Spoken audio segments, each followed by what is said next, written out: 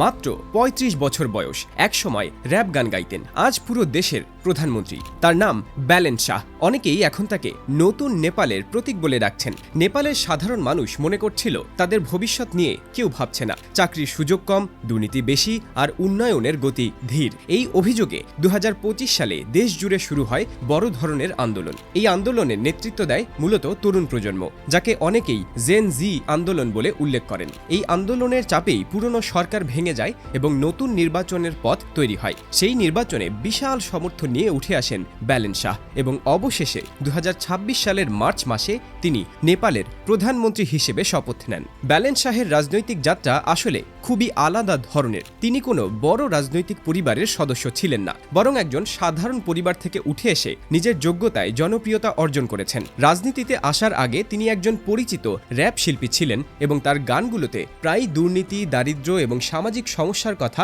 উঠে আসত। পরে তিনি কাঠমান্ডুর মেয়র নির্বাচিত হন এবং সেখানেও কিছু বাস্তব পরিবর্তনের উদ্যোগ নেওয়ার কারণে সাধারণ মানুষের কাছে জনপ্রিয় হয়ে ওঠেন। সেই জনপ্রিয়তাই তাকে জাতীয় রাজনীতির শীর্ষে পৌঁছে দেয়। প্রধানমন্ত্রী হওয়ার পর ব্যালেন শাহ প্রথম থেকেই একটি স্পষ্ট বার্তা দিয়েছেন, তিনি কথার চেয়ে কাজকে বেশি গুরুত্ব দিতে চান। তার সরকার একটি বড় সংস্কার পরিকল্পনা ঘোষণা করেছে, যেখানে প্রশাসনিক পরিবর্তন, দুর্নীতির বিরুদ্ধে কঠোর ব্যবস্থা এবং সরকারি সেবাকে ডিজিটাল করার মতো বিষয়গুলোকে অগ্রাধিকার দেওয়া হয়েছে। তার আরেকটি গুরুত্বপূর্ণ পরিকল্পনা হল সরকারি খরচ কমানো এবং প্রশাসনকে আরও কার্যকর করা। এজন্য মন্ত্রণালয়ের সংখ্যা কমানো এবং সিদ্ধান্ত নেওয়ার প্রক্রিয়া দ্রুত করার উদ্যোগ নেওয়া হয়েছে। এর মাধ্যমে তিনি দেখাতে চাইছেন যে সরকার মানেই শুধু বড় বড় কথা নয়, বরং বাস্তবে কাজের মাধ্যমে মানুষের জীবন সহজ করা সম্ভব। একই সঙ্গে তিনি ঘোষণা দিয়েছেন, সরকারি কর্মকর্তাদের মধ্যে রাজনৈতিক প্রভাব কমানোর চেষ্টা করা হবে, যাতে প্রশাসন আরও নিরপেক্ষভাবে কাজ করতে পারে। ব্যালেন শাহ স্পষ্টভাবে বলেছেন,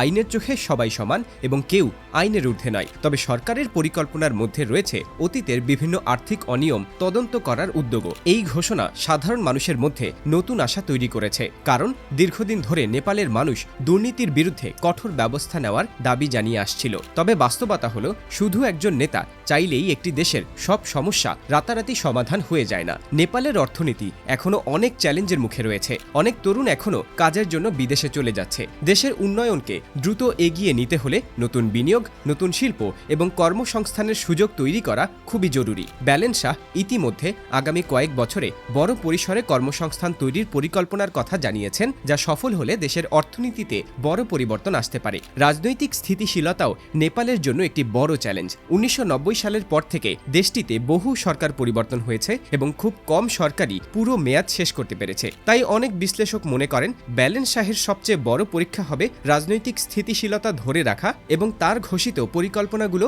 বাস্তবে রূপ দেওয়া। তবুও একটা বিষয় পরিষ্কার, নেপালের তরুণ প্রজন্ম এখন পরিবর্তন চায়, আর সেই পরিবর্তনের প্রতীক হিসেবে তারা ব্যালেন শাহকে দেখছে। একজন তরুণ নেতা হিসেবে তিনি দেশের মানুষের সঙ্গে সহজেই যোগাযোগ তৈরি করতে পেরেছেন। তার এই জনপ্রিয়তাই তাকে অন্য নেতাদের থেকে আলাদা করে তুলেছে। এখন পুরো বিশ্বের নজর নেপালের দিকে, কারণ একজন তরুণ প্রধানমন্ত্রী, একটি বড় গণ আন্দোলনের সমর্থন এবং একটি নতুন ভবিষ্যতের স্বপ্ন, এই তিনটি বিষয় একসঙ্গে খুব কম দেশেই দেখা যায়।